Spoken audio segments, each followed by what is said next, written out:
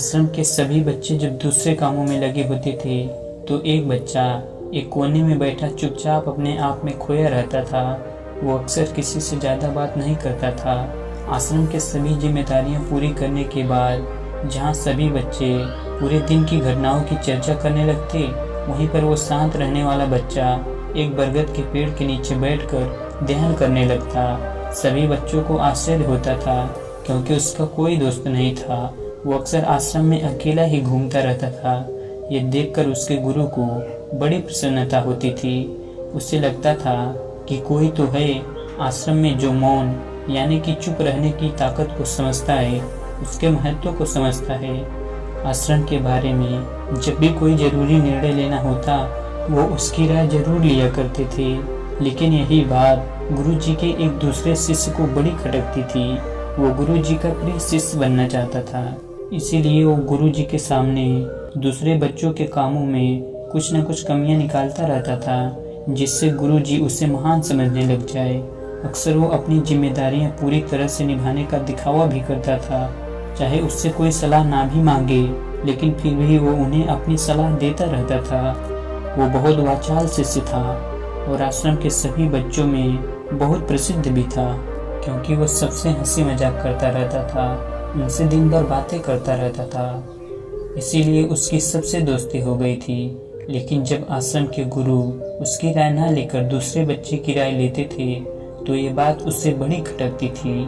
उसे ये लगता था कि वो उस दूसरे बच्चे से ज़्यादा बुद्धिमान है, लेकिन गुरुजी फिर भी उसकी तरफदारी करते हैं। ऐसा नहीं था कि गुरुजी को उस वाचाल शिष्य के स्वभाव के बारे में पता नहीं था, लेकिन गुरुजी उसे अपने तरीके से सीख देना चाहते थे कि ताकि उसकी ज़्यादा बोलने की आदत, दिखावा करने की आदत, दूसरों में कमियां निकालने की आदत हमेशा हमेशा के लिए खत्म हो जाए और वो मौन रहकर ध्यान की गहराइयों को छू पाए।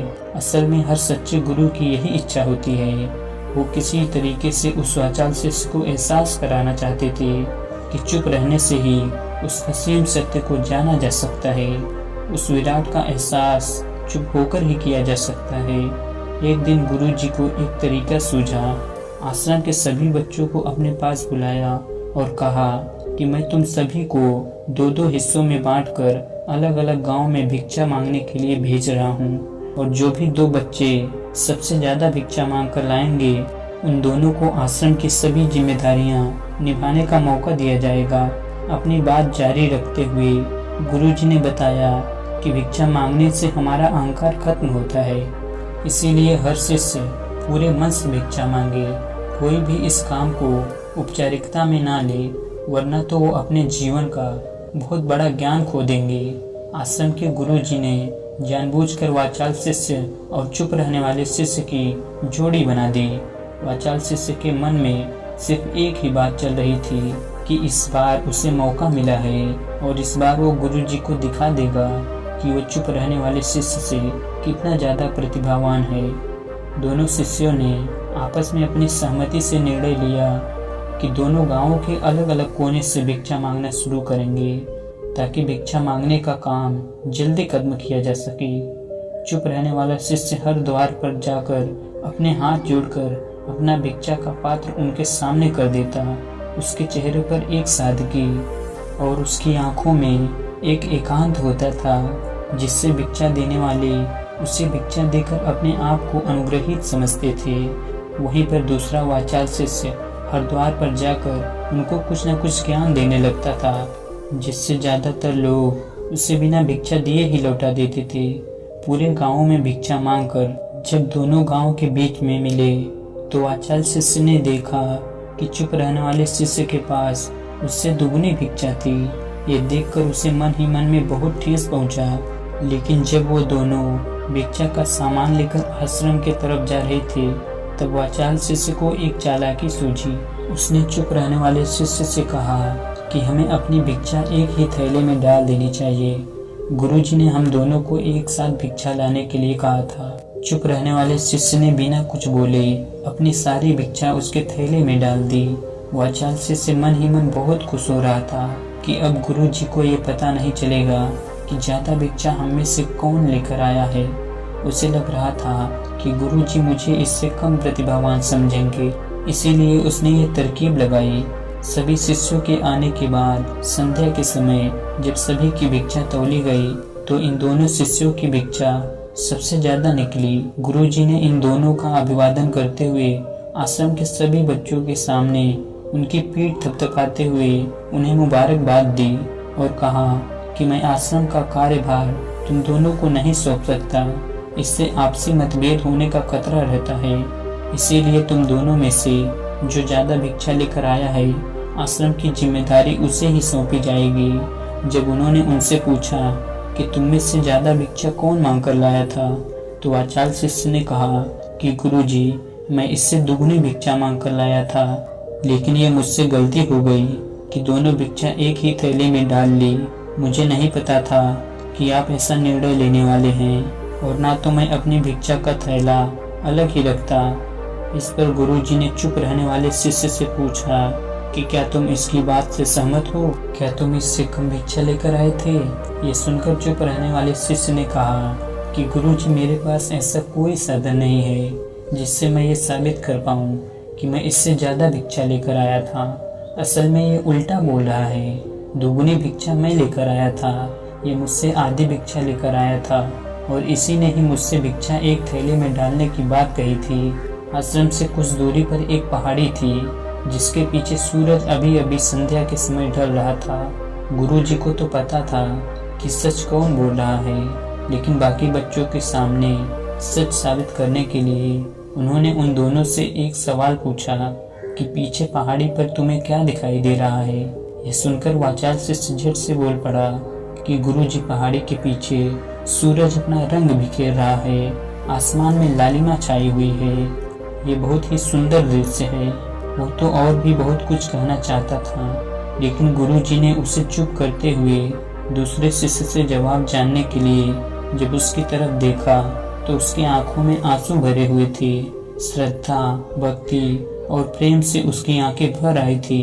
गुरुजी को उससे पूछने की जरूरत ही नहीं पड़ी। गुरुजी ने सभी बच्चों को संबोधित करते हुए कहा कि मैंने सवाल किया था कि पहाड़ी के पीछे क्या दिखाई दे रहा है। ज्यादातर लोगों को यही दिखाई देगा कि ये एक बहुत सुंदर दृश्य है, लेकिन मजे की बात यह है कि सुंदरता बोलकर नहीं बताई जा सकती, उसे महसूस किया जा सकता है, और सामने वाला उस सुंदरता को आपकी आंखों में देख पाता है। चुप रहने वाले शिष्य की तरफ इशारा करते हुए गुरुजी ने कहा कि असल में सुंदरता इसी बच्चे ने देखी है, दूसरे बच्चे ने तो सिर्फ सुंदरता की व्याख्या की है, लेकिन इसने वास्तविकता में उस सुंदरता को महसूस किया है।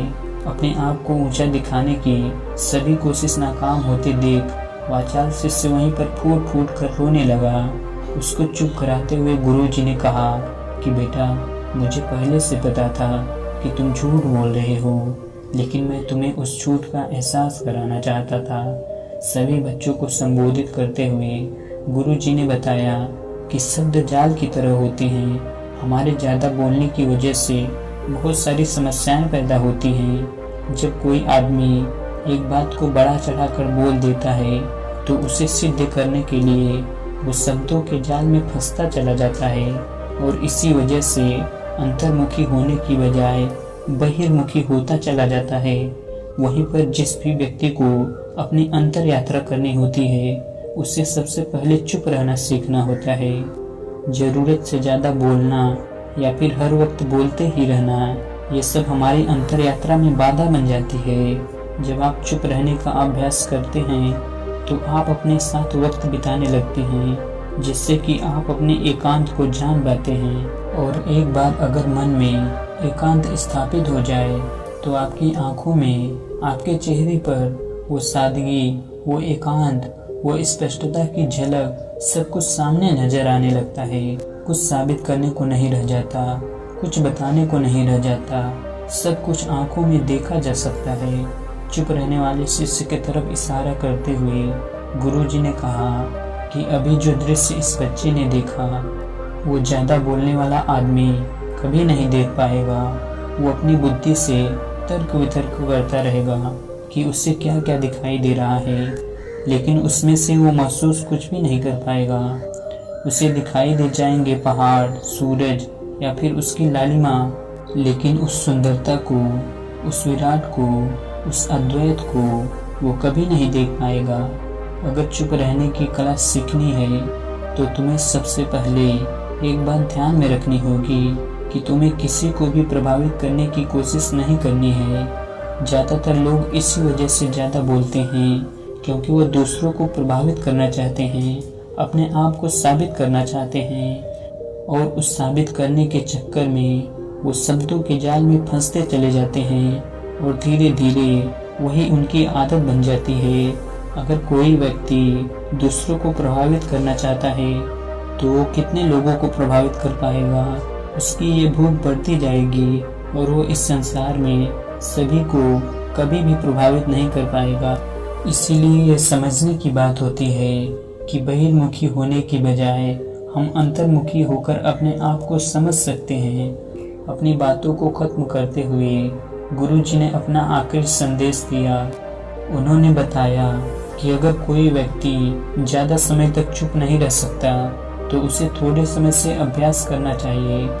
दृढ़ संकल्प लेकर किसी व्रत के भांति दिन में कुछ समय या फिर हफ्ते में कुछ समय या फिर एक दिन चुप रहने का अभ्यास जरूर किया जाना चाहिए। इससे हमारी चुप रहने की आदत धीरे धीरे खुद ब खुद पनपने लगती है, क्योंकि एक बार जब हम चुप रहने लगते हैं तो हमें चुप रहने का आनंद पता चल जाता है, जिसके बाद हमें प्रयास नहीं करना पड़ता बल्कि हमारा मन आनंद की तरफ अपने आप बढ़ता चला जाता है। चुप रहने की कला सीखने के बाद आपकी बुद्धिमानी और आपकी स्पष्टता दोनों में बहुत ज़्यादा फायदा होगा। वास्तविकता में जिसे दर्शन कहते हैं वो मौन रहकर ही किया जा सकता है।